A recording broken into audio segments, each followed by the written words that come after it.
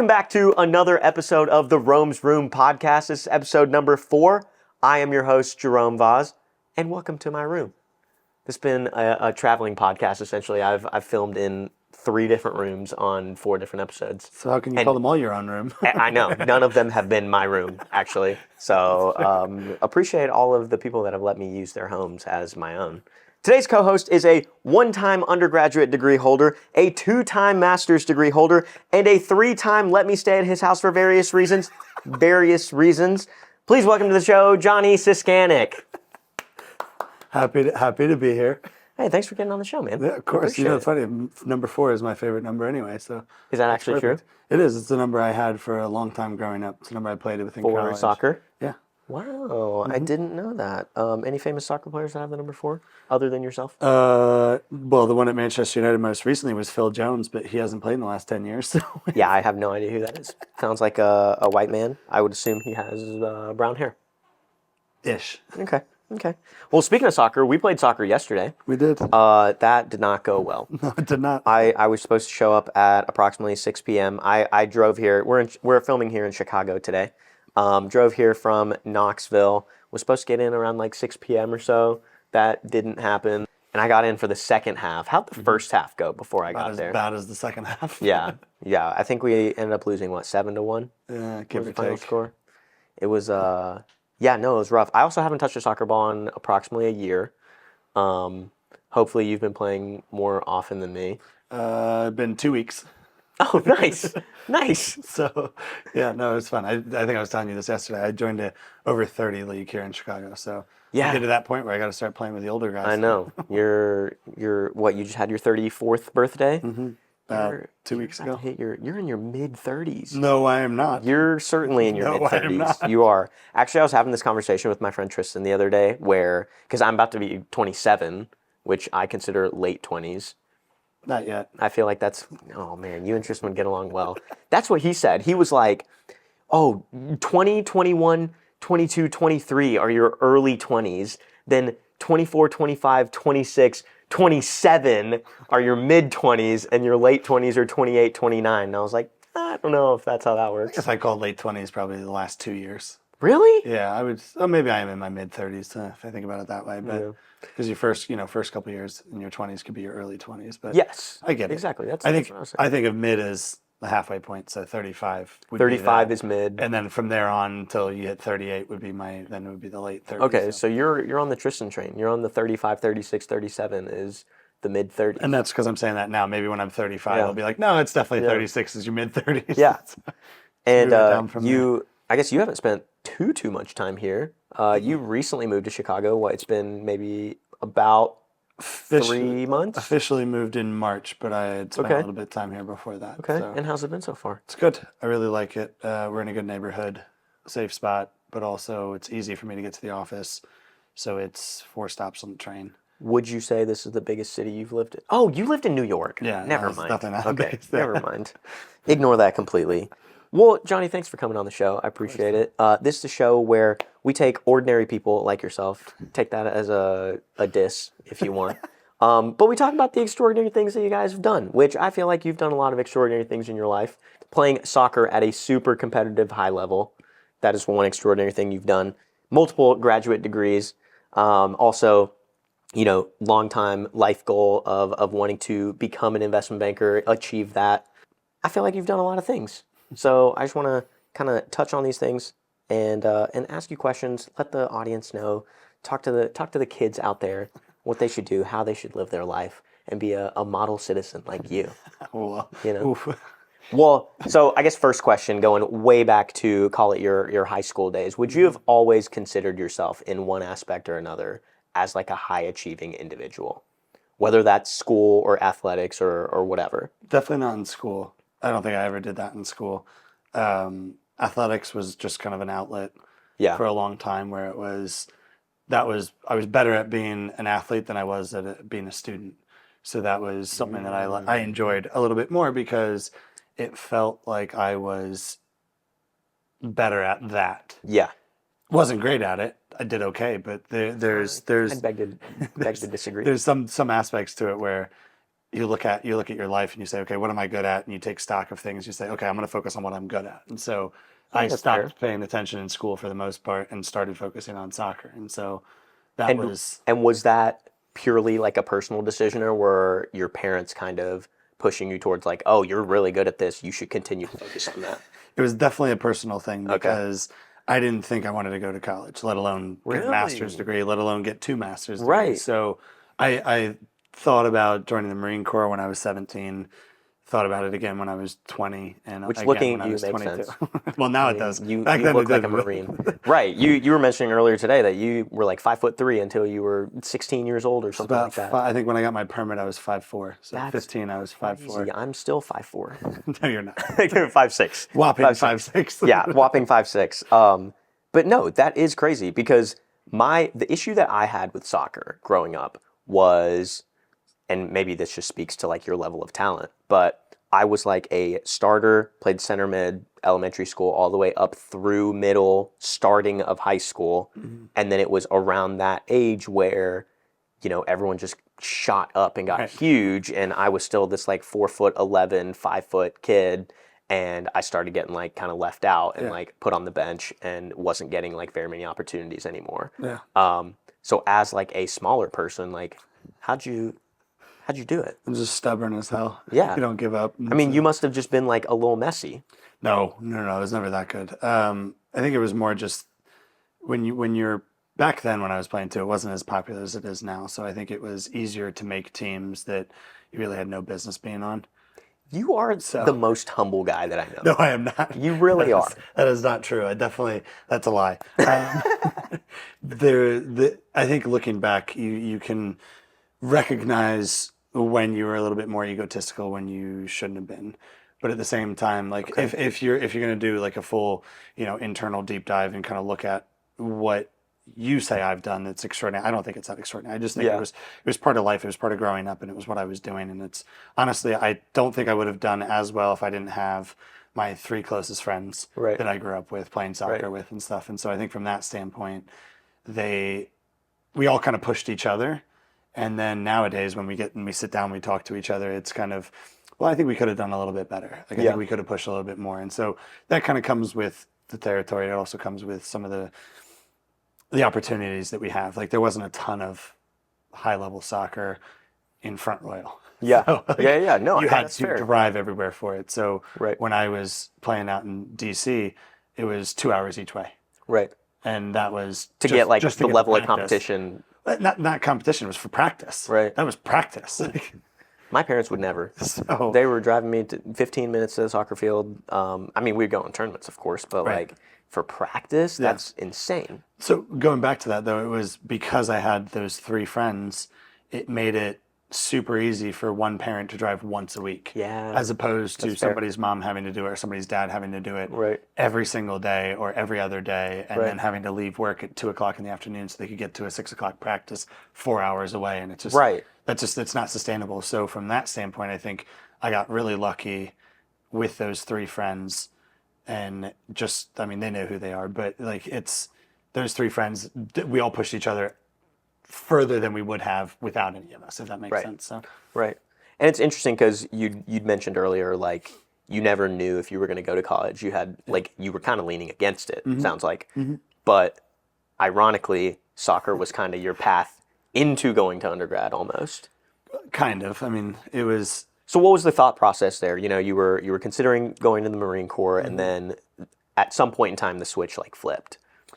Yeah, to an extent. I mean, it probably still hasn't fully, but when I graduated high school, it was kind of, okay, well, what's next? And the college I went to was very small liberal arts school, and my dad worked there, so that was like a huge part of it. And it was a huge draw, right? So from that standpoint, it was easy to go and not really get hit with any student loans. And so that was something that's huge. Yeah. And so that's kind of growing up, you think, okay, well, I don't want to take on a ton of debt to go to college if I'm not even that interested in it in the first place. So that was part of it. My parents, both my parents were a hell of a lot smarter than I will ever be. You could have 6 of me and I wouldn't even be close to being half as smart as one of them. So I think they just said, why don't you go for a year or 2? That's what we would like for you to do. And if you don't like it, we'll support you in anything else that you really want to do. And so I was looking at other schools for soccer because I wanted to try to go actually play like somewhere. And it was at that point I could have given two shits of what school it was. It was just I wanted to go play, and so that I could then turn around and look back and be like, yeah, I played in college, like and have that kind of attitude. It is like a big thing back in those days, you know, like it is something that not a lot of people get to do, and it's like the best of the best are the ones that get recruited to play college soccer. And I played with some of them in different levels, different times of life, and you've got people who were shorter than you, and they were just like, you know, in a different life, it really good. Me. Maybe I just didn't try hard enough. That's what I keep coming back to is I didn't try hard enough. So. Yeah, maybe that's what it was. So while you were doing this, what kind of degree were you pursuing at that time, or were you more so just like, I don't really care about the degree, I just want to play soccer? It was, don't really care too much about the degree. I want to finish and then get on with my life. Because that's, I basically, in the back of my mind, was thinking, once college is over, I can do whatever I want. Yeah. And I don't have to ever go back to school again. I don't have to do anything else. I can go join the Marine Corps. I can try to be a professional soccer player. I could do whatever I wanted to. And that's at least like the mindset, right? But then after you kind of realize how naive that is after a couple of years, and you realize that kids that are pro, even now at the age of 20, have been playing pro for 4 or 5 years sometimes. And so you kind of realize how much behind the 8 ball you are. Yeah. And then it's kind of discouraging, and then you kind of spiral and you go into, well, what the hell am I going to do with my life? And then you kind of just go from there. So it really is like you have to get into that type of stuff like super early. I played with a kid back in the day who left our like club team to go join like the New York Red Bulls like academy. Yeah. You know? And so it was like he got in when, I don't know, we were probably 14, 15 at the time, right? And it was like if I completely lost touch with him. I have no idea what happened with him. But if he like stuck through that, like eventually, presumably he went to like play pro. But it's like you have to get into that stuff super early and like stick through it, you know? The interesting thing about you was, so you played college soccer. And then the thing that you always are, again, super humble about and like pretend like it didn't happen for some reason is the fact that you went and played for the DC United Academy team. Just a couple of years. But that is like incredible. That is like a level of soccer that I personally have never witnessed before. And like we've played together a couple of times now, just like for fun and whatnot. You're, I don't know, 8 years older than me, and you're still significantly better shape and like way better at soccer. But it's like, that's like super impressive. How did you get involved in that from your college or like, So going back to those 3 friends I mentioned, we started trying out for the academy when we were 13 or 14. Shit. So it took me 5 years to make the team. Okay. And and the way that those tryouts work are, you really just have to be in the right place at the right time. And we had gone, and I had tried playing in my preferred position of being like a center mid / a little bit of an attacking mid, but because I was so short at the time too, I wasn't getting a look anywhere. You know, the joke that this one coach told me, and I remember this, I'll remember it till the day I die. I was 14 years old, and he came over to me and he looked at me and he goes, "How tall are you?" And I said, "I'm 5'1". And he goes, "You're 4 foot what?"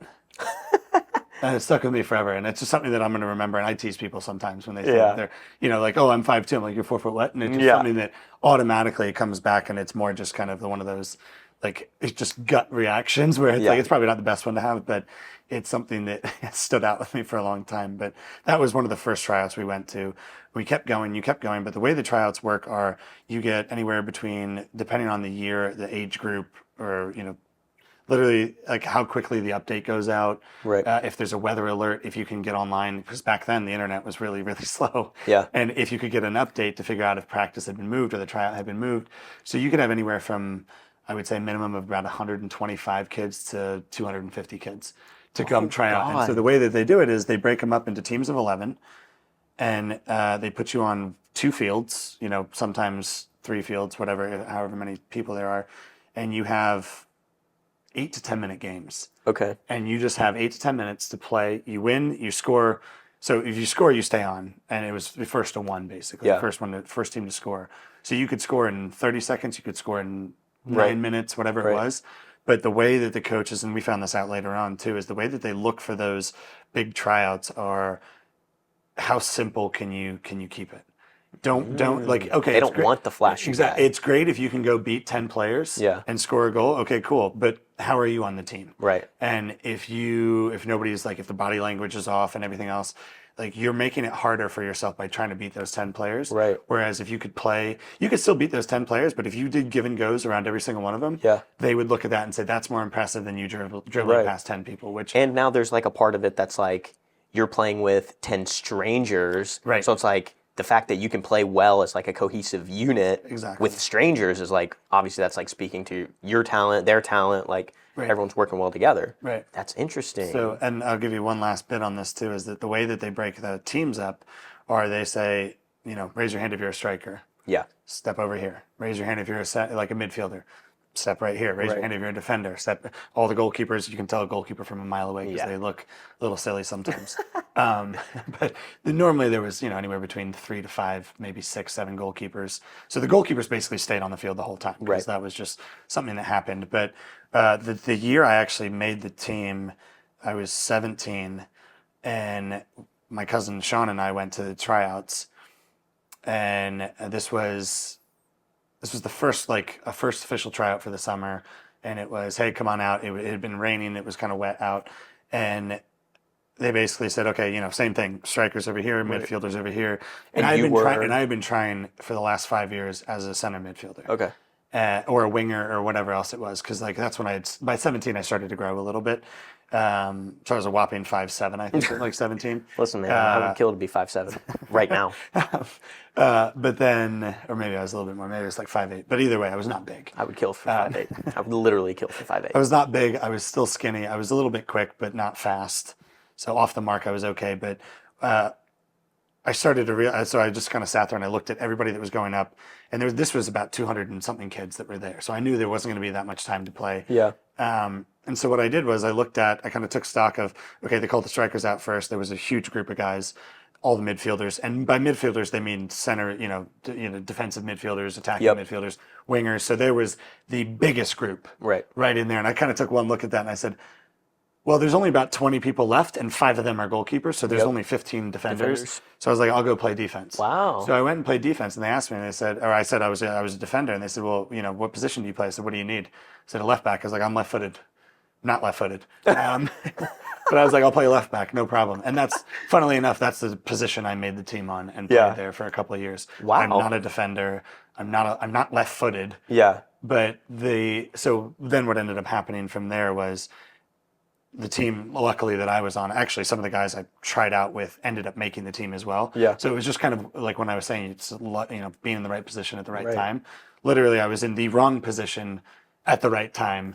Yeah, but with the right people. Right, and you were like, I guess, intelligent enough to like realize that and make a conscious decision of, I need to, step away from the midfield and go somewhere else to have a better opportunity. The only way I was ever going to make it was by doing something I was uncomfortable with. So, right. Which is, and honestly, okay, kind of similar tangent, but not really because I'm not playing for like a pro team. But neither did I. Well, okay, I'm not playing for a pro academy team. But when we started playing like a lot of adult league soccer, I would play in college and stuff, on like Wednesday nights or whatever, right? Like these pickup leagues, beer leagues. Right. And I have always played midfielder my entire life. In high school, I played striker or wing a little bit because they had too many midfielders. And in these adult leagues, like, everyone just wants to score. No one wants to defend. Everyone just wants to score. 12 on 12. Yeah. And we're playing these like 7v7, 6v6 games, and no one wanted to play defense. And so I was like, okay, well, if I play defense, like, I don't have to step off the field ever because no one's going to sub me off. Right. Nobody wants to play defense. Right. So I can like stand there for 50 minutes and play the entire game and no one's going to say anything to me. So I started playing defense. And then like over time, I actually started getting good at defense. And then my biggest thing was I used to be pretty quick. And so as like a defender and being like add speed to that, I used to be the guy that would like, I'd get the ball at center back and I would just like sprint up the field. And like small-sided like indoor games, like they're easy small to get fields. Up and back, yeah. And so I would just sprint up the field, like blow past everybody and then take a shot or whatever. Maybe, score 30% of the time. But I'm scoring just as many goals from defense as I would have from like midfield. Right. So it actually like worked out really well for me. Right. And sounds like similarly for you. To an extent, yeah. I definitely Yeah. didn't play as much as I thought I would back there, but I did play for a couple of years back Yeah. there. So Which is, so then I guess to fast forward a little bit, so you were playing for this pro academy team, kind of high school, early college age. And then there had to have been a certain point. I guess you played college soccer kind of throughout, right? Yeah. Until you graduated. At some point in time, you probably had to have had that like conversation with yourself of like, okay, soccer's taken me as far as I can go. And I need to like figure out what my career is going to be. And this is like not a conversation I've had with myself up until this point. Yeah. What was it like a specific moment in time that happened for you, or was it more of like an elongated process, or like kind of what were you thinking? It was kind of like a domino effect almost. So when I was with the academy, so it wasn't a pro academy, it was just they had the big team, but the idea was that you have the farm team, so you kind of have kids come up through the academy, play for the reserves, play for the starting team, which some of my teammates did that. But so to answer your question more specifically, there was, and you can only play for the academy up until you're about 20 to 23, give or take. At the time, now it's to 23. At the time, it was up to 20. Okay. So once I hit 20, I couldn't play anymore. It was like make or break. You were good enough to play on the starting 11. Well, on the academy, the pro team. The academy, not the pro team. Oh, got it. Yeah, so like the first team, the one that plays in the MLS, was very different. And so a couple things happened. We went to regionals, and they basically said, "You guys win. You guys have a spot here at any given time." Basically. Yeah. It was essentially it was the messaging, and that was the head of the youth academy, and that was some people who had played. I won't name names, but there were some people who actually had played for the pro team that were working with the academy. Yeah. And they basically said, "This is what's happened. This is what will happen if you guys win. Right. You guys will basically be welcomed here anytime." And so that was kind of the first thing. We didn't win. Damn. Clearly. Unfortunate. So we didn't win. So that was kind of the first one. Second one was I turned 21.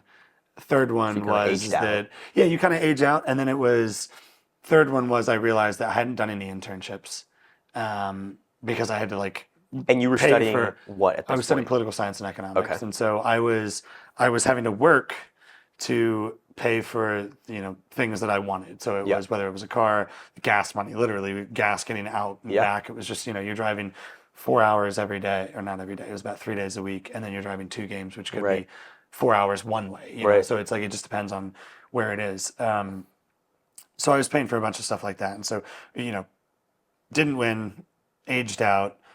Realized that I needed to kind of start looking at a professional life if soccer wasn't going to work. And that's when I started to realize that the kids that were 4 years younger that were, either playing in Europe or anything else, that they had a leg up in a certain situation. My coach at DC was Welsh, and he basically said, "Hey, I've got a spot for you to go play at the University of Cardiff in Wales, or University of Wales in Cardiff City." And so he goes, "All you need to do is apply. Here's his email, blah, blah, blah." And that would have been for like a graduate degree? It still would have been undergrad. Like a transfer? It would have been their equivalent of going to study abroad or whatever. Oh, got it. Can't tell you why, but around that same time of those 3 things happening, I never applied and never did it. And I think that kind of haunted me for a long time afterwards because now it wasn't a guarantee. You're going to be playing in college still. You're not going to be a pro in any stretch of the imagination. There's no guarantee that you'll even get a look at out there. But the idea that I was thinking of is that I could go overseas, try to play over there, and then maybe it would work out. But again, when you're 21, 22, whatever your age was at the time, you could even be thinking oh, I could play for the championship league, I could make a second, third division in the English league. Yeah. And then I would have killed for that. But again, but then you start to realize when you start looking into it, those kids that are playing in the championship or the second or third league have been doing this since they were 12. Or in some cases even younger. And that's their peak. And the level, what I realized was the level between where I was and the level between even the reserve team for DC United and then the pro team was the difference between where I was and kids that were almost 12 years old that were still understanding the game but weren't quite that good. So the level of difference was basically just multiply it up until you get to a certain tier. So knowing that, I kind of realized and maybe just thought to myself, it's not worth it because I'm not going to make it and I'm not good enough kind of thing. And I didn't try hard enough. So that was something that I think bothered me a lot years later even. Yeah. So then I guess kind of going into your professional career a little bit, economics, poli-sci. First off, I don't even know what opportunities look like there. I couldn't tell you. I was very much like, I knew nothing outside of engineering. I thought engineering was the only way you were going to make money coming out of undergrad. And like, that was all I ever knew. So what did you do coming out of undergrad? You graduated. Did you have a job lined up? What did you do? So I was trying to get into the Marine Corps again.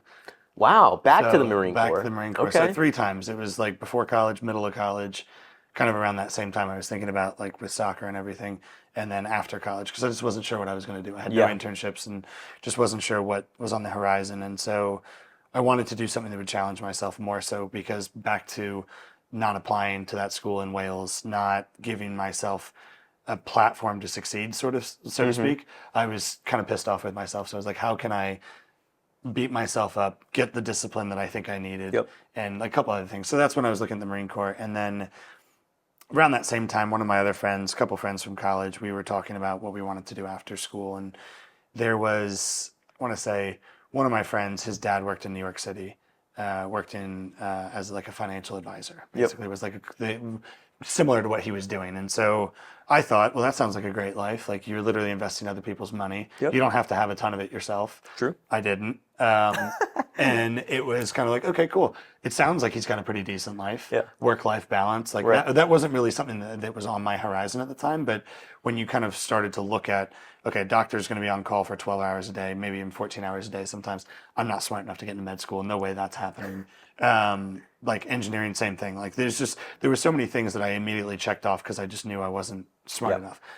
Or I just didn't want to try because I was afraid of failing. And so if you look at like, okay, fine, you want to go into like the deep side of that, that's different. But I wanted something that was a little bit brutish, a little bit like brutal to an extent of what can I put in that I know I'm going to get out. I wanted to see a tangible outcome on like a change in myself and anything else. So that was kind of what I was looking at for the Marine Corps. Around the same time, I got a partially collapsed lung and a herniated disc in my back, and that basically like ended. That's right. Ended that whole like before it even started. Yeah. I was training. I'd signed the paperwork, sent it off to go get it like for the doctors with the Marine Corps to look at it. And I don't know if it got lost in transit, if it was ever sent, whatever else happened, there was a reason I wasn't supposed to go. And I didn't quite understand it at the time. So kind of going back to the financial side of it, I realized that I wanted to work with numbers somehow because that was, focusing on what you're good at. I was decent at math. And so I figured, why the hell not? I'll just focus on finance. And so again, no internships, no experience. How am I going to get in there? Basically said I wanted to go back to school at some point, get a master's degree in finance and kind of be a financial advisor. That was what I was thinking I wanted. And one day I was out in DC riding with a friend on my motorcycle and stopped at a bar, had some dinner, put my motorcycle kind of like helmet and jacket between me and this guy in the corner of the bar. My friend and I were sitting down here. He was sitting kind of at the L, kind of moving out that way. And he had a couple of beers. I didn't realize it at the time, but he started talking. We started chatting. He's like, what kind of bike, blah, blah, blah. And I can't remember the conversation that led to me telling him what I wanted to do. Right. And he pulls out a business card and he goes, give me a call sometime. And he was a financial advisor at PNC, funnily enough. Yeah. Hey, that is funny. And he was like, hey, call me. Let's talk. Right. And I'll never forget. One of those like right place at the right time kind of situations. Wrong place, right time kind of thing. Like it was like, anyway, so regardless of what you want to call it, but it was this guy, I'll never forget it too. And he knows who he is, but we talked about a week later, went and met him again in DC. This is before I had moved into DC fully, but he helped me get a job within PNC on the branch level, kind of an entry-level banking job. And he basically was like, hey, just come in. You don't have that much experience. Come in, start here, work your way up. Yep. And we'll get you a job in wealth management and stuff. And so that was kind of the idea, is that I would do that. And so around the same time, that I got that job, I'd already started interviewing for another job in New York City because at some point I knew I wanted to live in New York. And so that friend from college, his dad, who was a financial advisor, was in New York. So he made the introductions, and that was kind of my first intro into New York finance, which was, obviously it has a reputation for a lot of good and bad, mostly bad, but a lot of different things. This is back in the cocaine days of New York finance. No, it was before that. Sorry, after that. Yeah. But so I was still working at PNC, and then I had started interviewing at wealth management at JP Morgan. Okay. And so kind of around that same time, PNC was doing their recruiting for their wealth management division. And so I went to like a super day for that, had probably 6 months of interviewing up in New York, different times, talking to people on the phone, just kind of figuring out that whole thing. And also learning a lot more than I'd ever been taught, because the school I went to did have some finance classes within the economic realm, but it wasn't like, it was more of like, hey, this is a bond, this is a stock, this is what they work. But it wasn't the calculations. It wasn't kind of figuring all that out. So the hard part for me was figuring it out. And so it was a lot of just getting books to read, trying to figure out something of like, okay, so there's The Intelligent Investor, which is one of the books that anybody out there, I mean, it's a little outdated now, and it's like, the 60-40 rule kind of thing. And that's where you first learning about allocations. And so that was my first experience with allocations. And so I had really no idea what that really meant. So figuring that out. And then I got a call from, I remember the day this happened, I got a call from my eventual boss in New York. And he called and he said, hey, just want to let you know we're going to make you an offer. We're going to send you an offer letter here shortly. Just wanted to give you a heads up. Like, don't accept any other offers. I know you're interviewing. Yeah. Like, okay, great. No problem. Like, so excited. You're not going to regret it. And I remember telling him he's not going to regret it. And I think he did later on, but that's a different story. But so he does that. And so I get off the phone, call my family, and I'm just like, oh, I got the job, blah, blah, blah. I'm super excited. I'm in the branch at PNC, like working for them as this call comes in. And then I get a call from Pittsburgh. And this was before cell phones would tell you the area code that was calling. But I just knew it was Pittsburgh, working for PNC. A lot of Pittsburgh numbers show up. And so I looked down and I was just like, I got to take this. Yeah.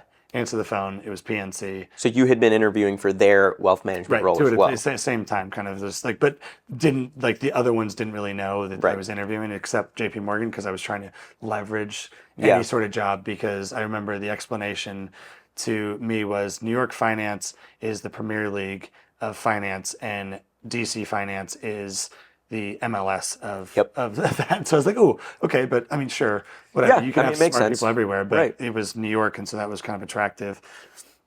But then, so they called me and said, hey, we're going to make you an offer. We're going to send you a letter. Here's almost exact same conversation. Yeah. And it was, don't accept any other offers. Like, okay, great. And I hang up and I just sit there and I'm like, oh. You've got 2 offers. I know which one I'm taking, but I've got 2 offers. This is great. Hey, what's going through your head there? Like, which one are you taking? I wanted to go to New York. I was 22, 23. And the PNC one was in Pittsburgh?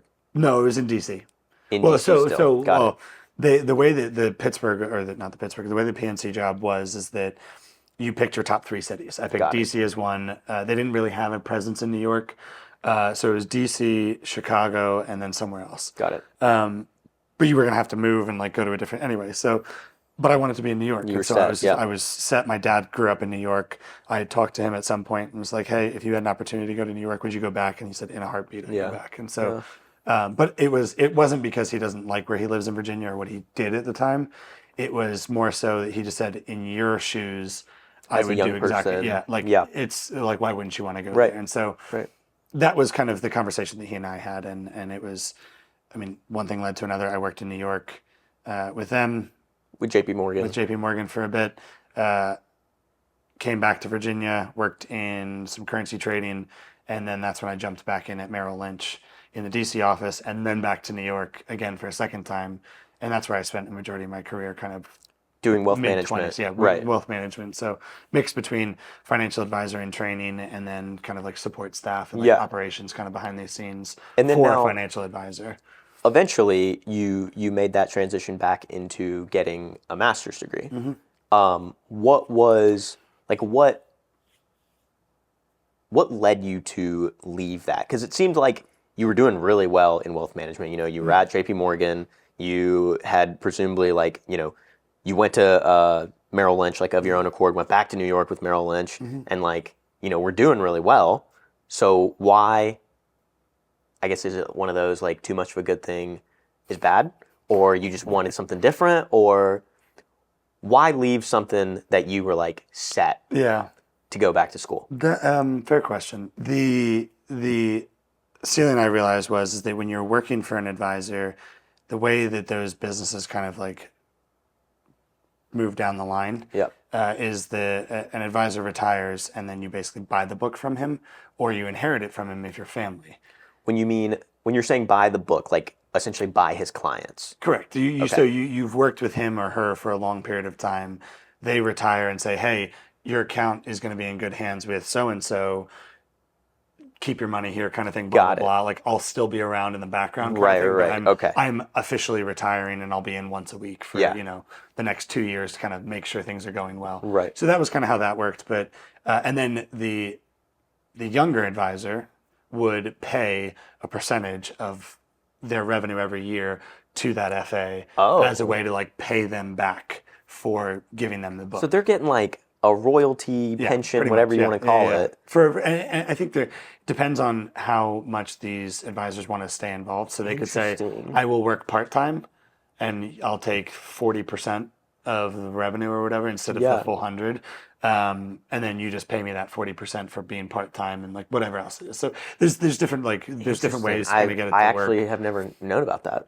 It's the way that Merrill had their training done, which was one of the better like training programs I'd ever been a part of, all the advisors that were helping you train, I realized later on had either inherited a book, hadn't really done what they were preaching. So it made it a little bit like frustrating. And I think that was kind of the first like shattering moment where I realized these guys are sitting here preaching, these guys and girls are sitting here preaching what they've done to make their business grow and blah, blah, blah.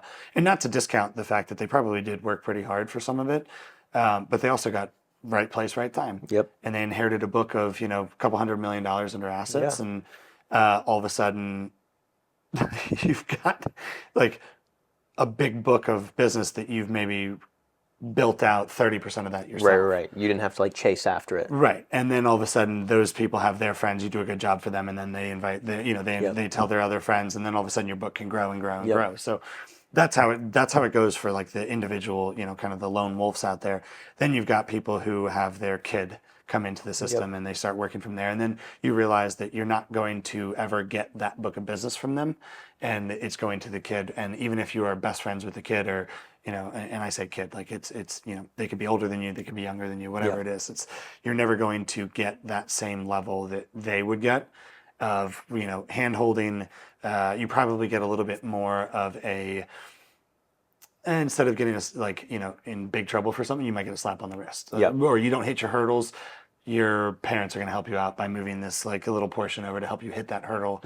Because we want to keep you and you're a good employee, but your dad or your mom is making tens of millions of dollars for the bank, so we're not going to let them go. So we'll please them. So we'll move the revenue over. So anyway, so that's a little bit of nepotism. So that was kind of like one of the moments where I realized that I was never going to get past a certain point, just because you have to, like, it takes money to make money kind of thing. And so you have to kind of play the game a little bit, and didn't have any money. So I was like, you know what? I need to start looking at other opportunities that I can position myself to have better exit opportunities and be in a position where I can learn a hell of a lot more and challenge myself a hell of a lot more than what I was doing, because I could do that job in my sleep. And then that's when I started looking into a little bit more different jobs in finance, because so when you think of, oh, somebody's going to be a doctor, that's great. But then when you look at their specific practice, all of a sudden it opens up an entire world of, I didn't realize that you could be a doctor for thumbnails or whatever else. I'm just making things up, but you don't realize how the nuances of it all. And so that was kind of my experience from that standpoint, because all I wanted at that point was wealth management. And finance is very similar. Right, exactly. And so that's when I started doing more research, and that's when I came across the investment banking, and that's when I started to. So long-winded answer to get to your question on like going back to school and like how that kind of came about was, I realized that to get into investment banking, the only way I could do that was to go get an MBA. At that point in my career, because I was too old to kind of be an analyst coming out of college. Yep. Had no internships. It was very different. Again, naive, very different world. And I was like, I'll work harder than anybody else out there. And, you know. Which, to your credit, I think you did. Well, maybe some, but not everybody. So that was kind of how that started. And then I started exploring like business schools and whatnot. Yep. And so I ended up starting my MBA online at American University. Okay. And that was kind of how I started there. I'm not an A student. I think I've kind of mentioned before that like school was never my focus for a lot of reasons. And the first 3 classes I took, I got A's. Okay. That's great. Oh, it was like a good ego boost, but I sat there and I was like, there's something seriously wrong with this because I'm not an A student. How the hell is this making sense? So you were questioning like the program. The program, and then that's when I started looking into more of the rankings and everything else. And then you realize, like, and no offense to anybody that got their MBA from American, but it's not. Talk your shit. Your shit, Johnny. It's not a high caliber MBA, for lack of a better word. Like, don't get me wrong, it's a good program, but it's not the same. And so that was, and I'm sure you had a similar experience with. I have been having this conversation with people recently where, when I always thought I was going to do an MBA. Okay. But my first internship that I had in undergrad, I worked closely with a guy who he was very jaded on the MBA because I can't remember what school he went to, but he went to some engineering undergrad university and he did like a 5-year program where he got his engineering degree and he also got an MBA and graduated in 5 years with both. Oh, wow. Okay. And he always thought like he was going to go to an engineering firm and he was going to do like fast track into management and zip right through. And his life just didn't work out that way. Personally, I feel like that was probably the mistake of like, people that go directly from undergrad to MBA, as like a employer, oftentimes you're like, oh, you don't have any experience. What additional benefit am I getting from you having a degree, but not being able to like put anything like, put the pen to paper and like actually do work, like the MBA, you get so much more out of it when you actually have some work experience. And I don't have a ton before I got my MBA. I only had 2 years, but it's still from an employer perspective, I feel like I got more, hours of people's time than someone that went directly from undergrad to MBA. Point being, when you start looking at these MBA programs, like the difference between like a top 25 program and a not top 25 program is, and I'm not talking like academically. Yeah. It truly, honestly, in my mind, I don't think it has anything to do with the academics. It's the network. Yeah. The job opportunities that you have from a top 25 program versus not, like it's night and day different. Yeah, it's people and companies coming to you versus you going to them. Right. So, and that opens up so many doors. Yeah. So completely understand what you're saying. Yeah. I'd even say the difference between the top 25 to 15 and then 15 to 5 is like a huge jump. Yeah, true. You start getting in that top 5. You're like, basically any job you want is like open. You can literally look at the job list and say, I want this one, this one, or this exactly. one. And you've got all of them. Get it, yeah. And so to your point, you were having kind of questions about American, their online MBA program. So what did you do from there? Like, did you switch out of that program or? I did. So I ended up, I emailed the admissions team and just kind of like people I had talked to when I was applying for school and basically said, hey, I want to transfer everything. I don't want to lose the classes I've done. Would everything transfer over into? By this point, it had been about 6 months. I'd done the first semester basically, and I didn't want to lose all the work that I had put into it. And so I asked, what's the what would transfer over if I were to transfer it to the master's degree in data analytics? And so they basically said, well, you'd have to reapply, blah blah blah, and everything else. And only one class didn't transfer out of 6 or something. So honestly, that's pretty good. Yeah. So I was like, you know what, totally worth it. I'm going to take that hit on that one class. And then that was when you started taking a little bit more of the technical side of things with a little bit more computer programming, a little bit more statistics and everything else, which you had to take that in the business school, but at the same time I was just I think it was one of those things you could have put off until the last semester. Whereas with the data analytics, you had to take it kind of like, I was already behind the 8 ball, so to speak, on that one, so I had to take it like right away. And that was, I'm just giving you an example of that. But so that, the fast forward, took about 2 years to finish.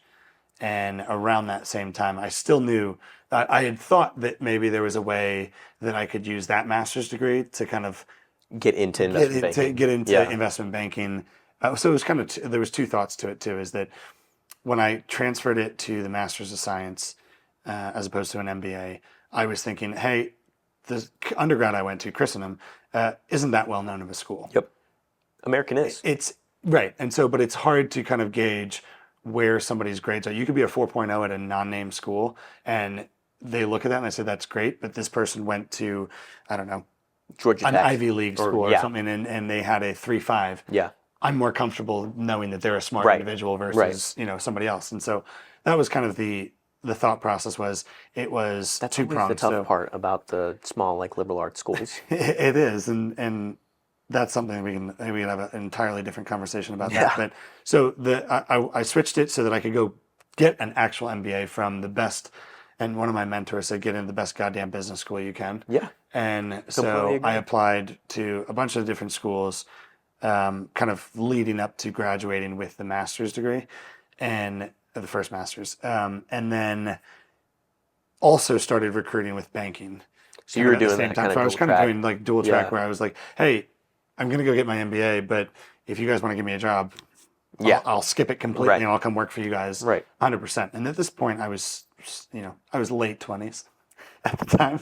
Yeah. So that was how that started. And then I had a couple good conversations, and they were like, look, we really like you. It's just like, it's really hard to kind of convince, senior management or, senior bankers to take a chance on you. And so that was kind of what had ended up happening.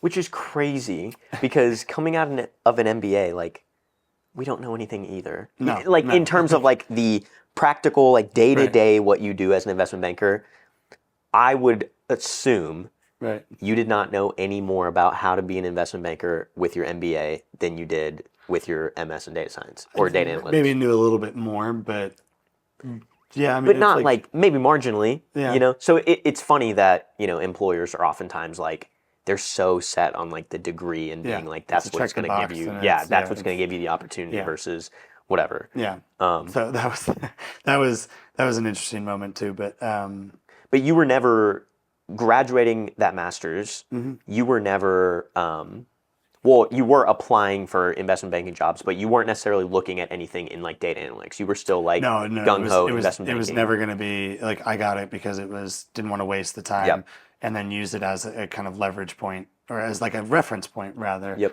to show, hey, I can handle the graduate level workload while being a full-time employee and a full-time student. So the way that this works, it just the math is mathing in this case, where it's, I can do the work, and here's a better reference point than my GPA from undergrad, which wasn't great. But I had a much better GPA from the master's degree. And so that was where it's okay, cool. I can definitely show this to get into talk about it. Top MBA program. Right. And that was the goal so I applied to 4 or 5 of the top 20 schools. Yeah. And, got into UNC, and I had done my research, and it was one of the schools, right? That's where we met. It was one of the schools that I had done the research on, and realized that they actually kind of punch above their weight in terms of investment banking recruiting. Dude, so they are a sleeper school when it comes to investment banking. Right. When we graduated, I want to say they were, call it number 18 in the nation for MBA, which, I mean, is a very, very, very good ranking. But that being said, when you look at just the investment banking recruiting rating, I'm pretty sure, if I remember correctly, we were in the top 10. We were pretty high. There was that article from Quotes and Pont. What is it? Poets and Quants, not Quotes and Ponts. Poets and Quants that came out that I think we were number 10 the year that we graduated for investment banking recruiting. And we're up there with the Harvards and the Stanfords and the Columbias. Not in terms of numbers, but in terms of placements. Yes. Okay, so we had... And we're placing to all the big name banks. We're placing people at Goldman, Morgan Stanley, JP Morgan, Rothschild. All of those. It was honestly something that I was not expecting from the school. But that being said, I do think even though our placement was really good, the recruiting process was an absolute nightmare. I think you and I had the opposite problem where you were being told that you were like on the old side, Right. and I was being told I was like on the young side, and for opposite reasons, they were like, no. Yeah. Right. But so actually, I don't think I've ever asked you this too, but how'd that make you feel? Oh, I felt terrible. Did you almost not want to do it anymore? It was, I guess, kind of like a double-edged sword because this was our advisor in school, and I understand that like she probably has a job of like, her metrics that she has to hit are like how many students recruit versus how many like get placed. Yeah. And so if you can, someone like me, where the likelihood, because my age at the time, I was 24. Right. And so it's like, if the statistics show that 24-year-olds often aren't getting placed as like an investment banking associate, then for her, then yeah, if she can convince me not to even recruit for that, then her numbers look better. Right. So I get that. When she told me, hey, you should really consider like other options because I don't think this is a good route for you, I was very much just like, I think it was two schools. Immediately in the room, I was like sad and angry because I was just like, what the hell? Like, this is what I came here to do. Right. And you're telling me not to even try Yeah. you're telling me not to even try at all. Right. But then like, the more I sat with it, I was like, nah, fuck that. Like, if someone's, do it. I was like, if someone's going to tell me I can't do something, I want to prove them wrong. Right. Like, not even want to. I'm going to prove them wrong. And you did. And that being said, there were a lot of tears shed because I had like lots of great conversations with people, and at the end of the road, like I ended up with one offer. I had and multiple offers I lost because the banks were like, "Hey, you are too young. Right. We have analysts that are going to be older than you. Right. They don't run circles around you. Right. They've got 2 years. Exactly. And they're like, how are you going to lead a team of analysts or, a deal team with an analyst where they know more than you, they're older than you, they're more experienced, like they have better leadership skills because they have been in the workforce longer, whatever. Or they've been trained in this industry longer. Yes. And so, And I got a very good opportunity. One specific firm gave me the opportunity. And like, for me, like, I mean, similar to you, like, it's like once someone gives you the opportunity, like you need someone to give you the opportunity before you can like prove yourself, And if they're not going to give it to you, then you can't do anything about it. Right. But I do think like a lot of students, especially undergrad students, I'm talking directly to the audience now. When you guys think that you can like just recruit for investment banking and it's going to be like just all roses and stuff, it's not. It is very, very difficult. Doesn't matter what your like level of intelligence is. It doesn't matter how good of like a talker you are. Like it is just a very gruesome, difficult process. Yeah. And I remember you had to kind of go even outside the UNC network and start like just reaching out to everyone you possibly could. Yeah. And yeah, I guess similarly, when like what was your thought process during all of that? Like, you had essentially worked for, the last several years to get to this point, and now this advisor or like people you're talking to are saying like, no, don't even do it. You're too old. Well, it's funny. I think at the time I didn't really think about the way that she was basically saying you're too young. She similarly said that, and we had another friend who basically was too old. He was several years older than you even older than I was. And I remember she asked me, she was like, oh, is this something you really want to do? Have you thought about anything else? I said, no, I came to business school to do this. Yeah. And I think mentally I just shut down the rest of the conversation. I didn't, whatever she said, I was like, oh yeah, no, I'll look, but I'm not interested. And so when it came down to it, when we went through the whole super day process, all the interviews, all the coffee chats, and you remember that, in that first like semester that we were there, I think I talked to almost 100 bankers. Dude, that's insane. And that's insane. It was well over 100 by the time I ended up getting the internship that I got. But then there was also a time period. So kind of, yes, I had to go outside the UNC, like who came to campus. And those were all the, the big bulge brackets and some of the higher middle market banks. And so, and to put that into context, I think because of COVID had a like compressed recruiting timeline. I believe we only had like 5 weeks of like actual recruiting time. So you're talking to 20 plus people a week. Pretty much. Which when you try to fit that in between like classes, homework, group projects, We've got extracurricular like Soccer. events we have to go to. Any like things to do for fun for your like mental well-being, and like you have these company presentations for like companies that are coming on campus, and like you have to go attend those to even be considered in their process. Right. It's a lot. But I mean, we remember, but not everybody would probably know this, but it was all virtual too. That's true. So it was whether you were jumping onto a company presentation on a Zoom room or whatever else it was. Like I remember there were times where I think the first mod too, during like the whole prepping for recruiting and everything else, I think I sat in front of my computer for 18 hours a day. Yeah. Not 18, like 14 hours a day. No, but like 14 to 16 hours a day. And like it was good prep for investment banking. Oh, it was, yeah. Too bad we didn't do more PowerPoints, but I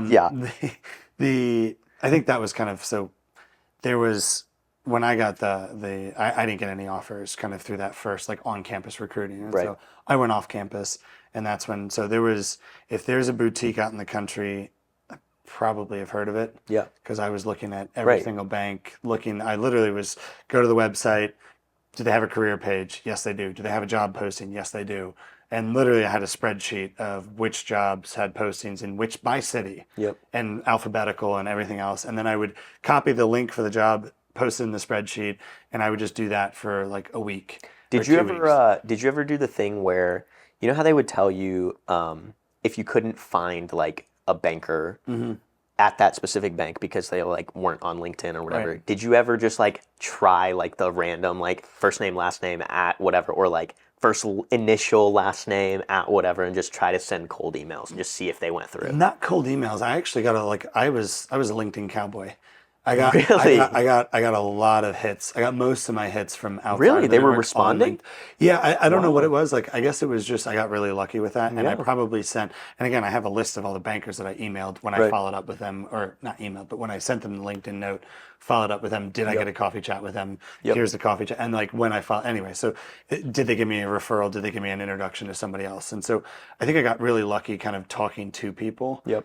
And connecting with people that way. And so that's how I was able to get so many people so quickly. Because even after those 5-6 weeks of like that track that we were on, that compressed track, I continued that. So it probably wasn't the 100 in that 6 weeks. It was, 125, 130, I want to say, probably over 2 months, 3 months, like give or take. Yeah.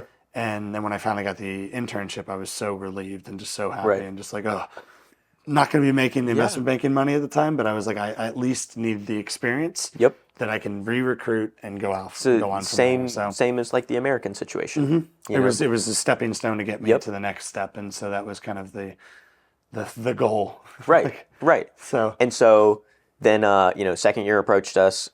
You re-recruited. I if I remember correctly, the company that you were interning for, they really needed an intern, but they weren't ready to commit to a full-time hire.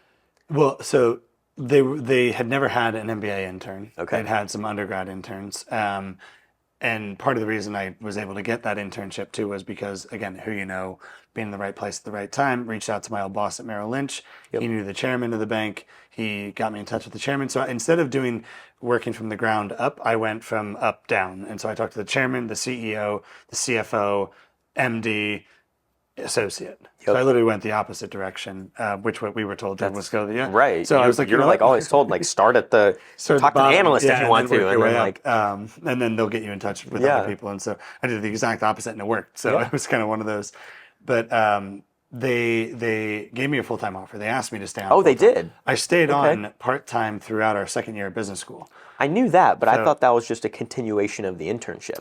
It was, but it was like I started doing a little bit more. So like I did, I built out one DCF and like did a couple pitches and some other stuff. But it was also lower middle market. So we were going for companies with, enterprise values of anywhere between 30 to, I think the highest one we got was like 74 million or something. Right, so right. It's like very relatively, kind of relatively small. Right. So you're not going for hundreds of millions at that point. But it's like the deal fees. I think the biggest deal fee I saw was not nearly as close as what you got, not nearly as close to what we got in my later job, but it was just like kind of one of those things. It was, I just need the experience I needed on the resume so that I can then use that to kind of like move into the next round of interviews and everything else. And so, or, get a job as a full-time. And so, went through that whole recruiting process as well. Talked to even more bankers than I did the first time.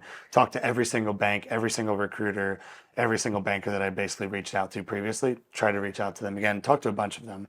Went through that whole recruiting process. Had multiple super days. It was easier to get super days recruiting for a full-time than it was as for the internship. As the internship. Actually, you're not the first person to have told me that, which part of me is like, which I was very happy where I ended up. I had a extremely positive experience there, but part of me was like, damn. Yeah. Like we suffered, well, I guess you suffered through hell no matter what. Right. We had a couple classmates who did not recruit banking our first year and got to kind of bypass the gruesomeness of that. Right. Not saying that the second year was easy by any means, but easier. Right. Yeah. I mean, like if there was a way you could skip recruiting for internships, it would have been great. But at the same time, that's not the recommended route. So don't do that. No. Yeah. But yeah. So you have eventually got the full-time offer from a good middle market bank. Good middle market bank. Reputable bank. And you and I kind of similarly, were having, I guess maybe let me give you my experience first and then I'll let you comment. I very early on into the job quickly realized, like, truthfully, when I sat down and thought about why am I becoming an investment banker, and at the end of the day, it came from a place of greed. And I'm not saying that's a bad thing necessarily, because I think it was a lot of things for me. Like part of it was like, like I know my parents work really hard. I know that they have given me like a lot in my life. I want to make sure that I can take care of them when they get old. And for whatever reason in my head, I was like, I need to make as much money as I possibly can as quickly as possible so I can like take care of my parents. And I don't want my kids to ever have to worry. So like, I want to be the generational change where no one before me and no one after me has to worry about money. Right. So it was like partially coming from that. I'm sure the other half of it was like, I want to be a rich bastard, I want my new shoes. I want my new, I want to be able to buy my $800 Jordans, You want to go buy a brand new car and not have to worry about sweating. Like actually our, one of our friends from business school, Curtis, he has a great analogy for this. Okay. He says money, because money doesn't buy happiness. Right. But what he says is money doesn't buy happiness, but money will buy you comfort. And then the analogy that he gives is he says, think about your least favorite class in college. Okay. You absolutely cannot stand this class. You hate the professor. You absolutely hate it, right? Now replace your like tiny little student desk that you're sitting in with like a luxury couch recliner, right? That is something he would say. You're going to feel so comfortable and it's going to feel great. You're still going to fucking hate that class. Yeah. And that is such a good analogy for like what money can do. Money, it's not going to make your life like happier or anything by any means, but it will make you way more comfortable. Yeah. It's a great tool, terrible master. Yes. Yeah. And so I kind of realized very early on, like, I'm certainly only doing this for the money. And then, you work 100+ hours a week for an extended period of time, which I did that. I was of my class of associates, I was the first one to get staffed. It was a very prominent deal for the firm. Right. It had all eyes on it, and I worked really, really hard. Right. And then when I was hoping it would slow down, it never did. Right. And so, call it a year later, I was like, no more. I can't do this. It's not sustainable for me. Yeah. It was not sustainable. It was not the type of lifestyle I wanted. I certainly wanted more work-life balance.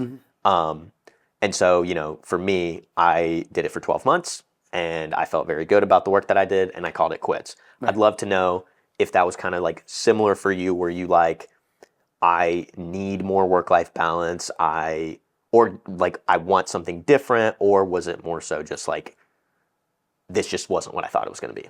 It's kind of all of the above. All of those, yeah. All of the above, maybe. But I think so. Some of the big ones that really stood out for me was Curtis's analogy. This is hilarious, by the way. Yeah, it's a great analogy. It's such I don't a think good I've analogy. heard something like pretty accurate. Yeah. You could kind of put that for a lot of different things. Too, yeah, so for good sure. Good job, Curtis. But like going back to answer your question, so like I knew it was gonna suck. I knew it was gonna suck. I was not under any illusion that it was gonna be this fun, happy-go-lucky job where I could be home at 6 o'clock and then turn my computer off. That was never gonna be the case. Yeah, and we should be very clear. Like, when I think a lot of people misinterpret and think that people are exaggerating when they talk about like the hours they work, because I was one of those people. I was certainly like, oh, these bankers are just exaggerating, saying that they're working 80, 100 hours a week. Like, I'm not going to be like that. And even during my summer internship, I didn't work like that. I was done by midnight most nights. But like, it is not an exaggeration. But also, you've been working until midnight. It's like way too much. Yeah, you're right. Like, that should not be the norm for corporate America. But we in that job, people that still do it now, bless them. Good luck. You're literally working nonstop, 9 a.m. to 3 a.m. And like the worst of the worst, I did that for 21 days straight. I like wouldn't eat lunch. I wouldn't eat dinner. The only time I left was I would go to my desk at work. I would work until, call it 6 p.m. I would get in my car. I would go home.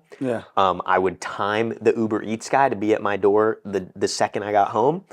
And I would immediately grab my food, sit down at my desk, and start working again until 3 a.m. It is not an exaggeration. So, sorry. No, you're fine.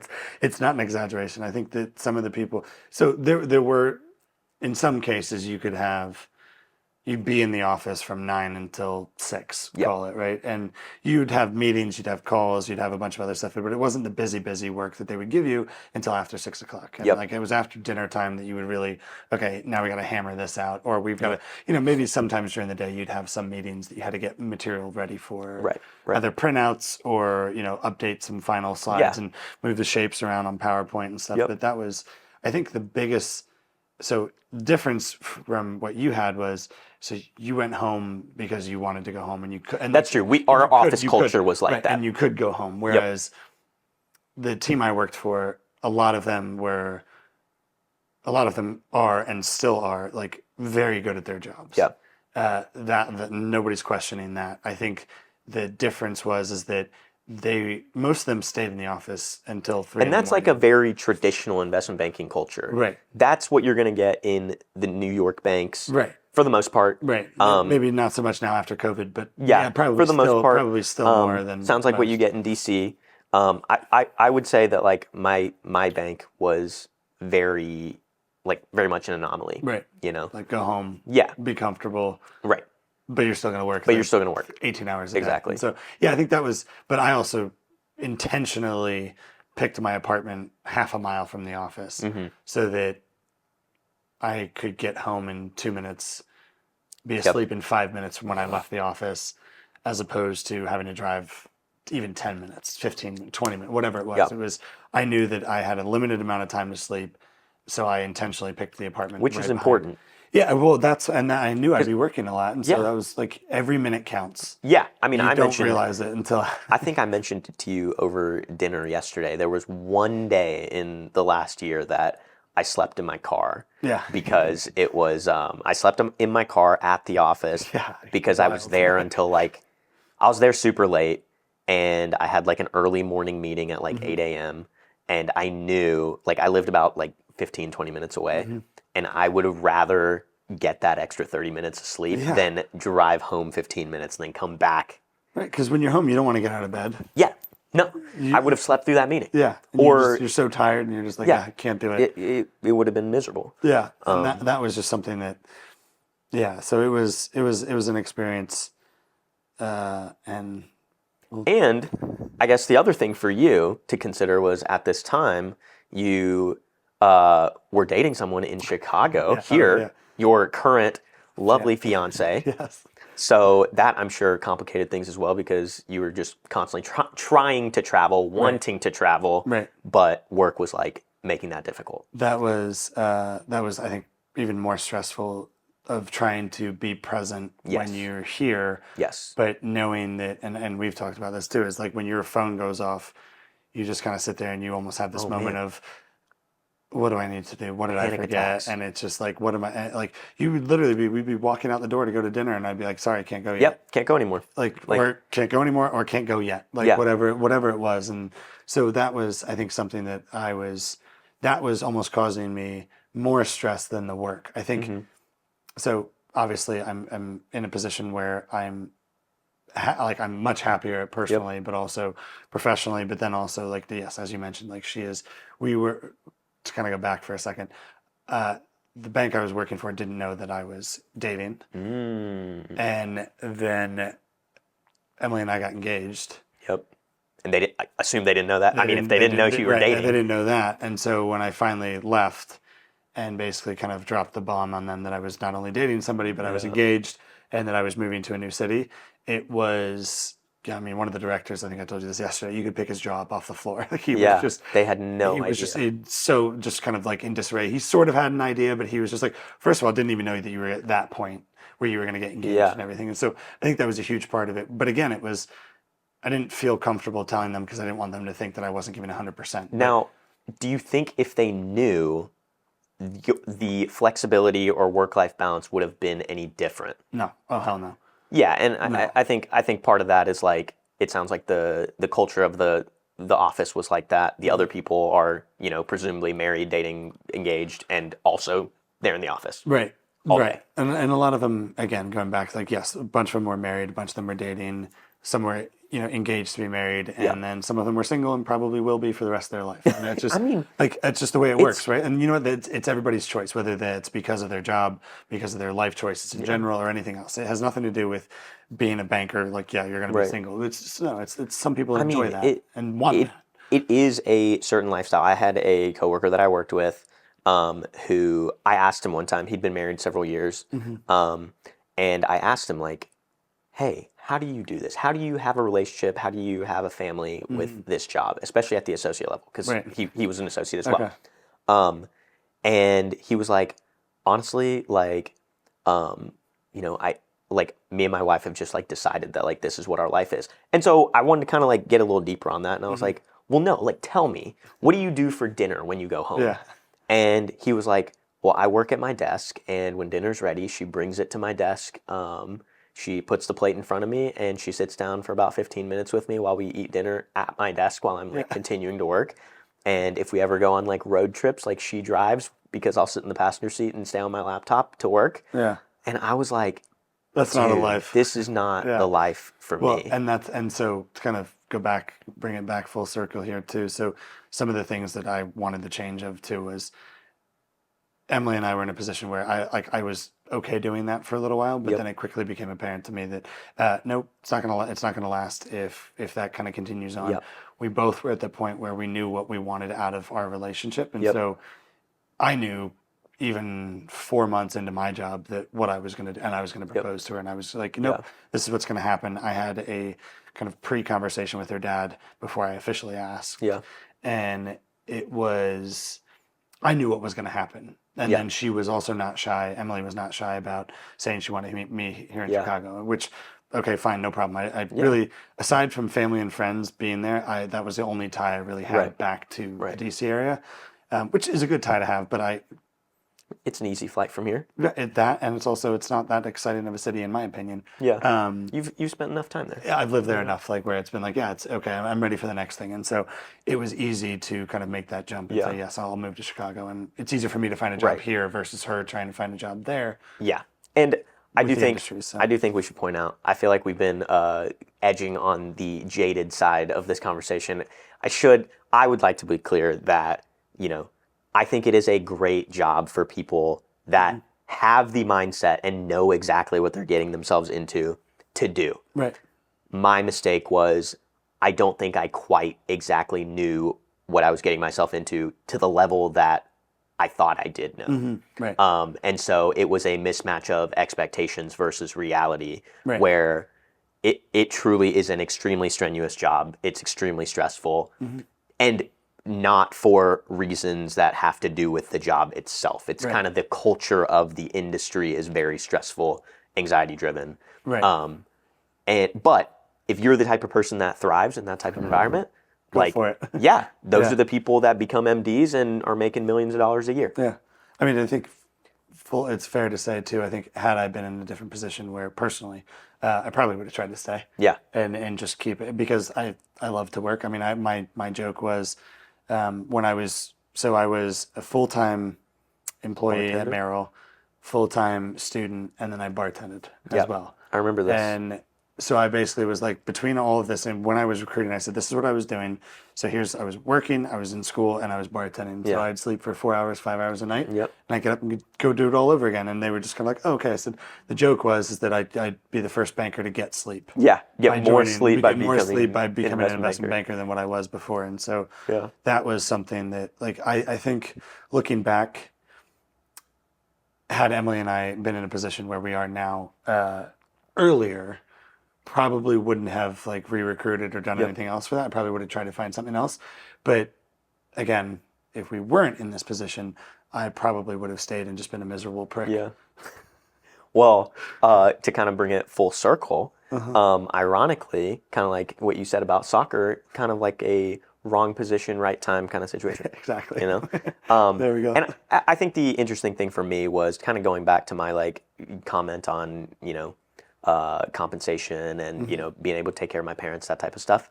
I do think coming into the MBA program, similar to how in undergrad I thought engineering was the only way you could make money, I thought, and I truly thought, the only way to make a lot of money with an MBA in finance was to be an investment banker.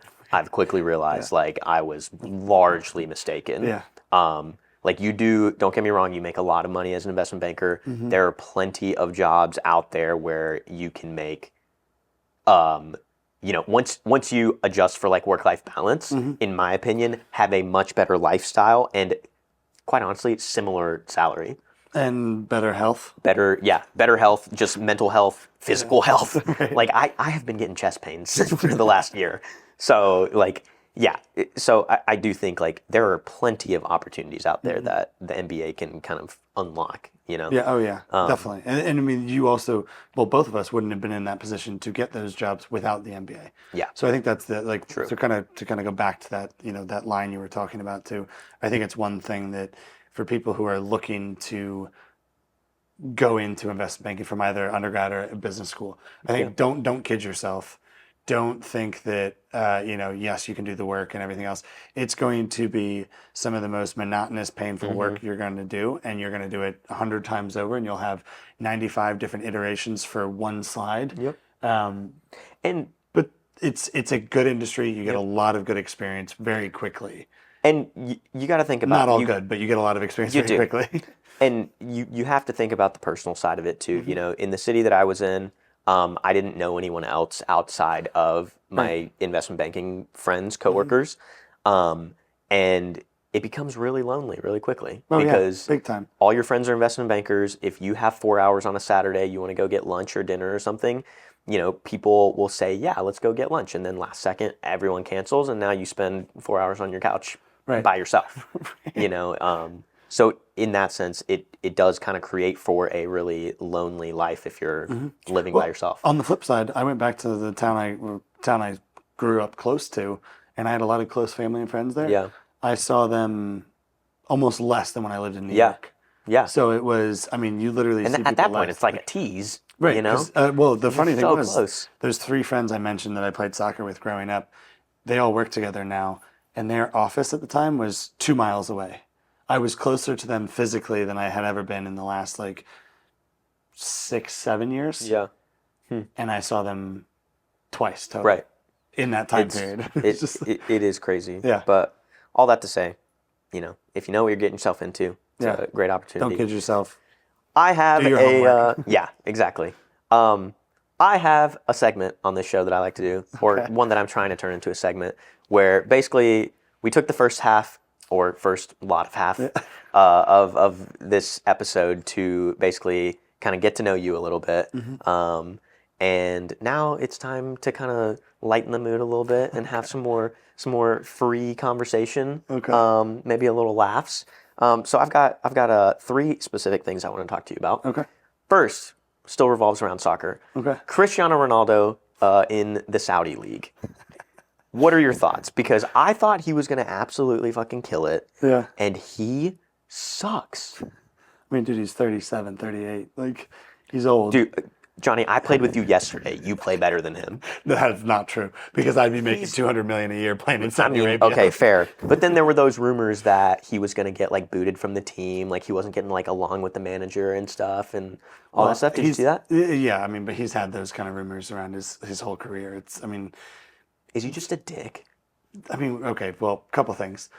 When you're that good, your ego is going to be bigger than most people, regardless of who you talk to. Yeah. You could be talking to somebody, he could be talking to Messi. Yeah. And his ego would still be bigger than, well, he's got a bigger ego anyway, but you get the point. Yeah. The point is that he's just going to have a big ego. He's going to expect things to be done for him because he's done so much for the world and the game and everything. So I'm a little biased. I loved him.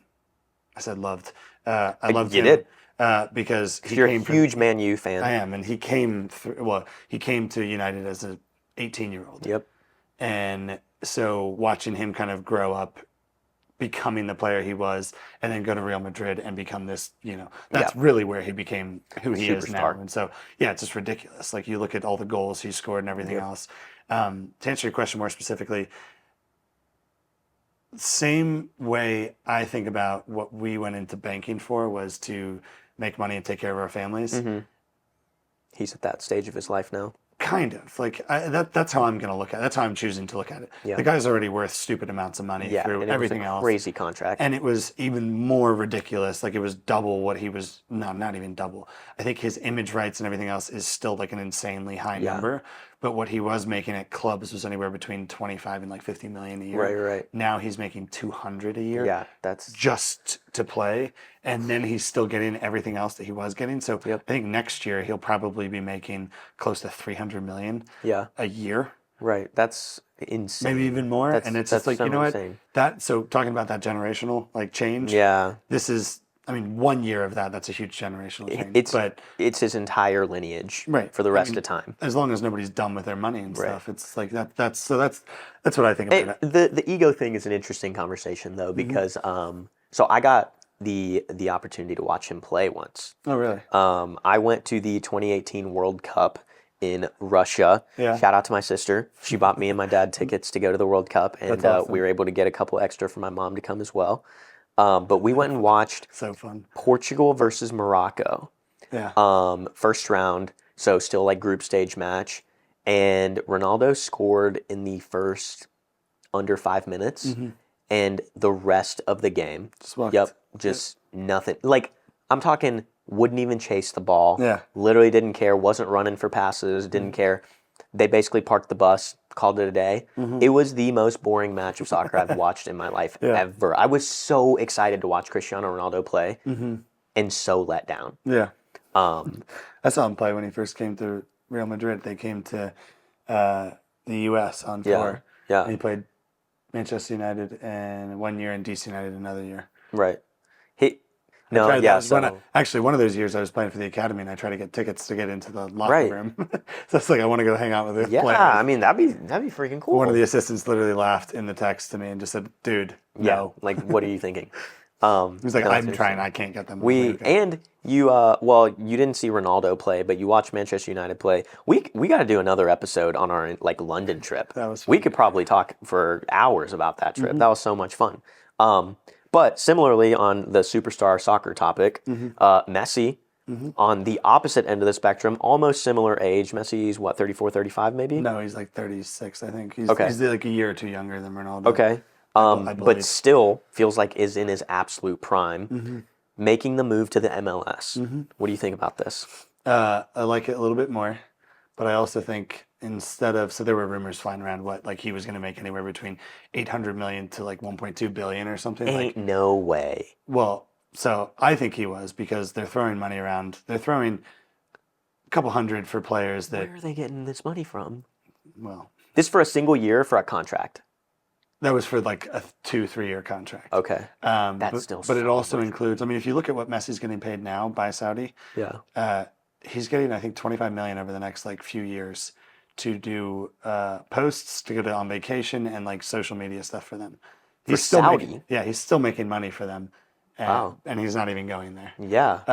To play. So, and I heard there was like this rumor of like he got like the David Beckham deal of like if he came and played, then he's allowed to like buy a club, right? Buy like a new and franchise start in the MLS. Exactly. So I think that's probably what's going to happen. But I also know that he then got rights. I don't know this for a fact, but I'm fairly certain that he's getting a percentage of the Apple TV shares. Really? Like sales for like to buy the packages for MLS and yes, stuff. because they've got the full MLS on there. Yep. And then they're doing, I think, some like documentaries. So and it's stuff. like all these corporations are working together to get this one guy to come here. And Adidas was also like stepped in because they're obviously one of his like biggest sponsors too. So they are stepping in, and I think they're going to give him a percentage of sales for like this new line and stuff too. So, that's so like he will end up making probably the same amount over the next 10 years that he would have in 3 years in playing in Saudi Arabia. But I think it's better for him.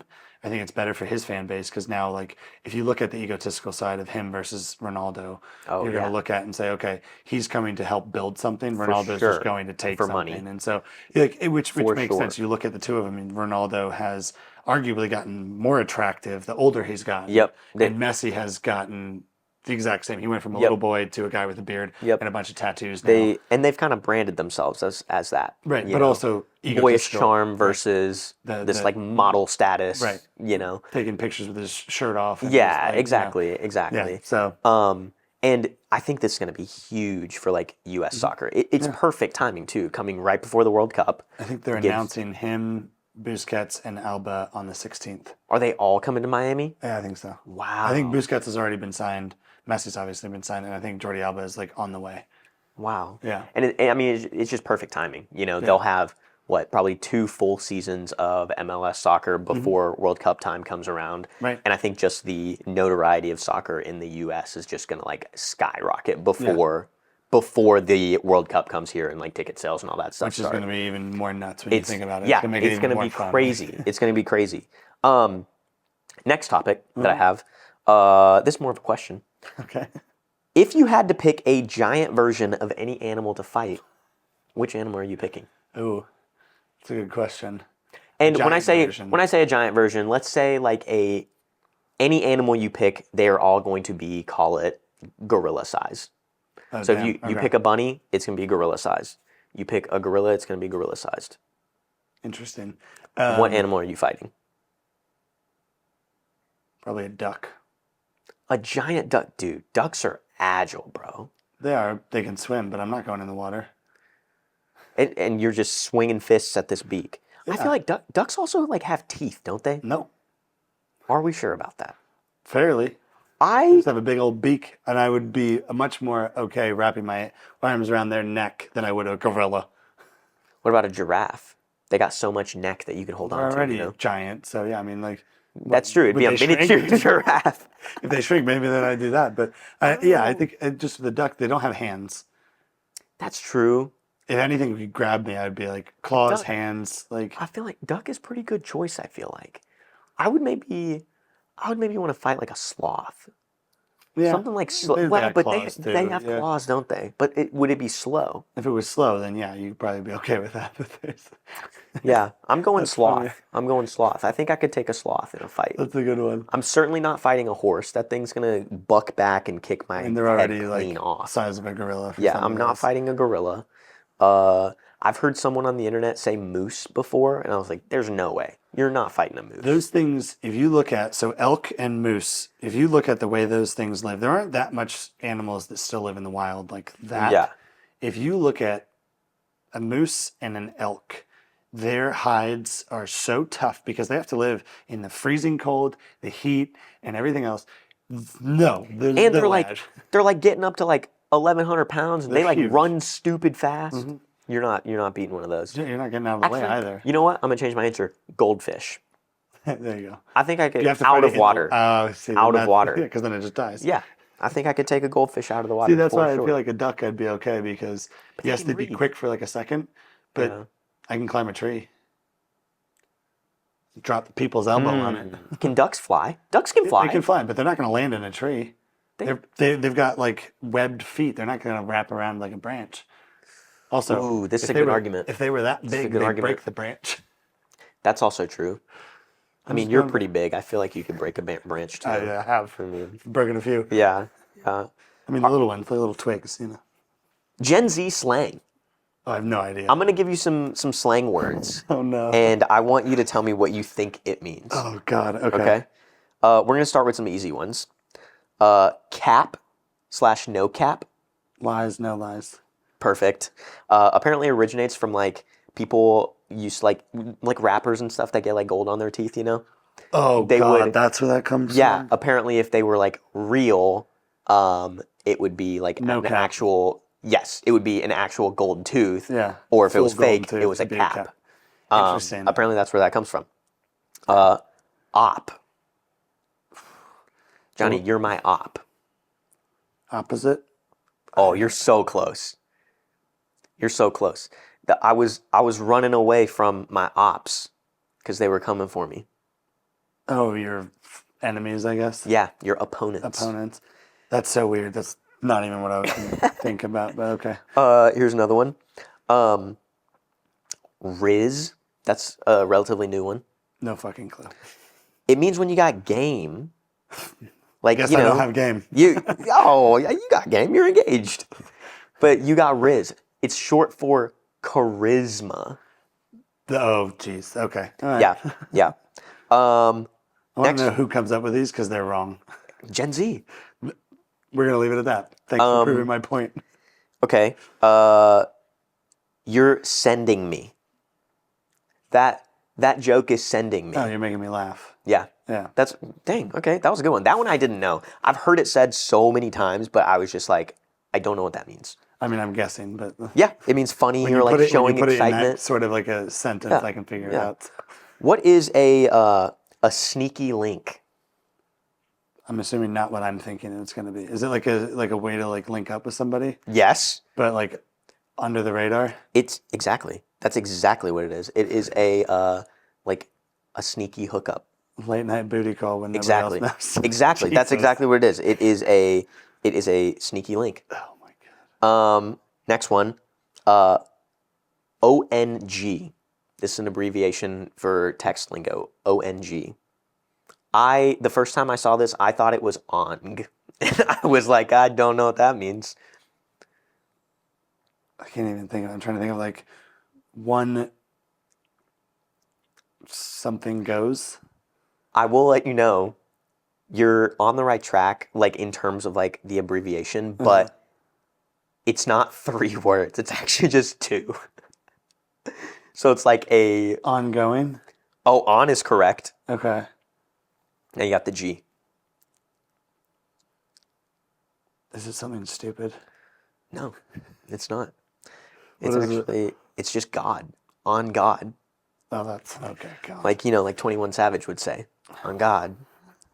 I got a couple more for you. Savage? Huh? Who's 21 Savage? You're joking. Okay. He got deported. He's the British guy that was actually from Atlanta or something. I got 2 more for you. Okay. Flavored air. Hey, let me get a hit of that flavored air. Oh, so it's your vape. It is a vape. Yeah, I've never heard that one before. I saw that on a list when I was just like looking up slang words. So you don't put it in a sentence, I'm never going to figure that out. Yeah, I've never heard that in my life ever. No. And we were around plenty of Gen Z kids at UNC that many of them vaped. Yeah. Never in my life have I heard. You could have come to Chicago air. The past couple of weeks and you would have been doing that for free because of all the smog we had. You sound like such an old person. Talking about the weather. All right, last one. Yeah. Snatched. That girl is so snatched. So, not to be inappropriate, but like attractive? Yes. Okay. I'm shocked that that's where you went because when I read that sentence, because this one I also didn't know. Mm-hmm. When I read that sentence, I was like, I assumed it meant like ugly. Like I went the exact opposite. So snatched in the sense of, maybe I'm just that old where I don't know how this would make sense, but like a snatched waist always was like a tighter waist, so that's more. So that's where I was going with that. Like that makes sense. Maybe I'm just that much older where it's like now coming back full circle. Interesting. Okay, I do have one more bonus one. Okay. But I was gonna skip it because I honestly don't really still understand what it is. But I'm gonna say it anyway. Okay. Yassify. Yassify. Yassify. Yassify. I hope I'm saying that right. Do you have it in a sentence? Let's see. It's fine if you don't. I'm gonna give up. I don't even know. To yassify something. That girl really yassified her picture. Oh, like put like filters on it or something? Yes! It's like specifically to put like filters that are like over the top, like super makeup heavy, super like makes them look completely different. Where does that come from? I don't know, like yes. Oh god. I am definitely getting old. I can't hang with these young kids. That's my assumption. But Johnny, thanks for coming on the show. Of course. This was great. I really liked it. We have plenty of more things that we could talk about that we're going to have to definitely make some more episodes out of. This was another episode of the Rome's Room podcast, episode 4. You can catch us on all podcast platforms, Apple, Spotify, and other ones. I don't know. Castbox. That's one. There you go. If you like this video, make sure to like and subscribe, and we'll catch you guys next time. Bye. Bye-bye.